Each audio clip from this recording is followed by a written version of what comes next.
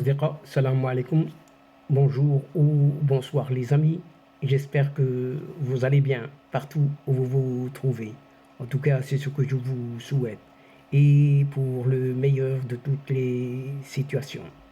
Bienvenue sur votre chaîne Bled Magharibia qui traite comme toujours rien que de cette actualité nord-africaine.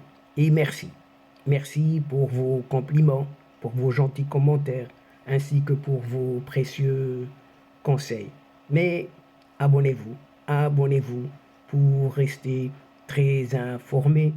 Faites aussi abonner les gens qui sont autour de vous, vos connaissances, vos proches, vos amis, et pourquoi pas les membres de votre famille, afin de recevoir très rapidement les dernières nouvelles de votre chaîne. Et nous sommes très ravis de le faire. Et cette séquence vidéo évoque cette fois-ci ce nouveau ministre algérien des Affaires étrangères qui aborde avec le secrétaire général de l'ONU, Organisation des Nations Unies, un certain dossier du Sahara occidental marocain. Alors, juste à la veille du début de cette African Lion au Maroc, cette pseudo-présidence algérienne réunit ces vieux capots, comme vous l'aurez certainement deviné, une question de nuisance pour ne pas vraiment changer les habitudes. Et toutes les occasions sont bonnes, sont même excellentes pour ce régime algérien de soulever la question du Sahara occidental marocain. Alors que le ministre algérien des Affaires étrangères est à New York depuis mardi dernier pour défendre le seul dossier qu'il a entre les mains, la candidature de son pays au Conseil de sécurité en sa qualité de membre non permanent. Ahmed Attaf a abordé le seul, vraiment le seul dossier qu'il a entre les mains. Vous l'avez deviné, c'est celui du Sahara marocain. Et il l'a abordé avec le secrétaire général de l'ONU, qui est Antonio Guterres. Les discussions de ce vendredi 2 juin dernier entre les deux parties ont porté sur les efforts des Nations Unies en vue de relancer un certain processus politique au Sahara occidental marocain. C'est ce que précise le ministère des Affaires étrangères dans un communiqué relayé par les médias algériens à la botte du régime. Vous l'aurez tout de suite compris.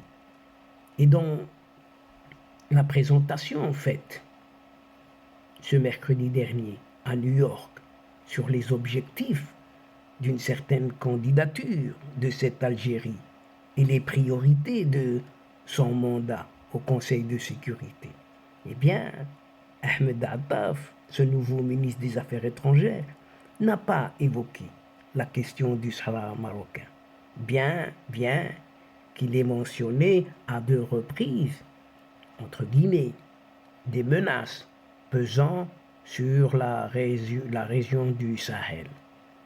Et l'Assemblée générale de l'ONU procédera au vote le 6 juin prochain des prochains membres non permanents du Conseil de sécurité de l'ONU pour la période entre le 1er janvier 2024 et le 31 décembre 2024.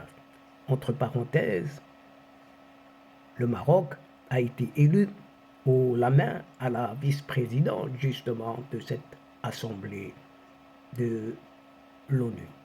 Et c'est en arborant les multiples casquettes de cet effacé président de la République de chef suprême des forces armées et de ministre de la Défense que s'est effacé, athée, sans foi ni loi, a présidé ce jeudi 1er juin dernier une réunion dite du Haut Conseil de sécurité restreint. Les civils, comme le Premier ministre, les ministres de l'Intérieur et des Affaires étrangères, n'y ont pas été conviés, exclus.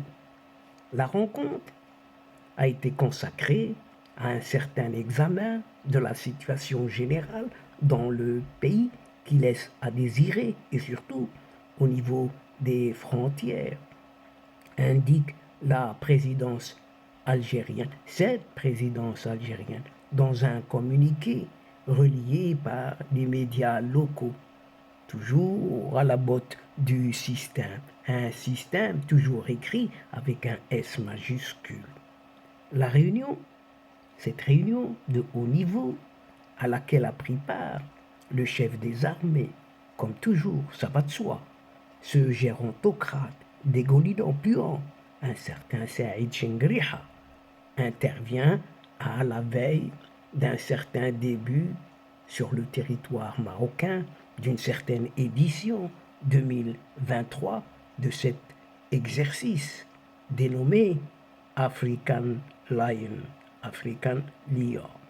Les manœuvres maroco-américaines qui se concluront le 16 juin prochain auront lieu dans les régions d'Agadir, Tantan, Mehbes, Tiznit, Qnetra, Ben-Grir et Tifnit.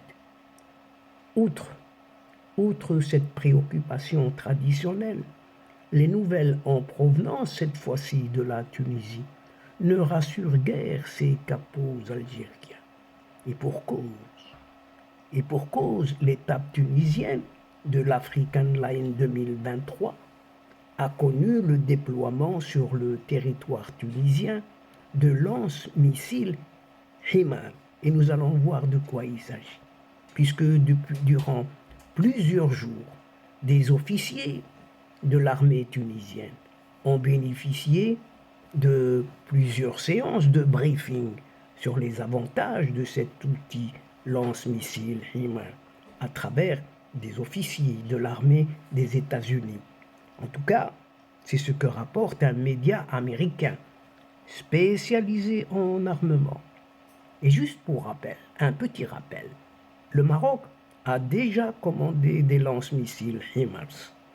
Et en même temps, et au même titre que le royaume marocain, justement, la Tunisie a depuis 2016 le statut d'allié majeur des États-Unis en dehors de l'OTAN, exactement au même titre que le Maroc. Et donc, chers amis, mesdames et messieurs, nous sommes arrivés à la fin de cette très courte séquence. Et avant de vous fixer un autre rendez-vous à une prochaine fois, Inch'Allah, en vous retrouvant avec un immense plaisir. N'oubliez pas de vous abonner et de faire abonner vos proches, vos amis, les membres de votre famille, tous les gens que vous connaissez tout simplement, pour recevoir les toutes dernières séquences vidéo de votre chaîne. Nous avons besoin de vous, nous avons besoin de votre aide, une aide mutuelle bien sûr. Soyez-en remerciés beaucoup pour votre participation, surtout de nous suivre jusqu'au bout de ces séquences. Mais n'oubliez pas de partager et toujours partager à volonté, partout où vous pouvez le faire. Là où vous êtes, bien sûr, faites-le. Il suffit d'aller chercher quelques petites adresses dans vos répertoires téléphoniques. Vous choisissez quelques adresses, un simple clic et le tour sera joué. Cela ne va vous prendre que quelques petits instants seulement. Et pour cela, un tout grand merci. Quant à moi, le moment, l'instant est venu juste pour vous dire au revoir les amis et à la prochaine fois. Inch'Allah, la asdiqa, salamu alaikum wa rahmatullah wa barakatuh, ma'a salama.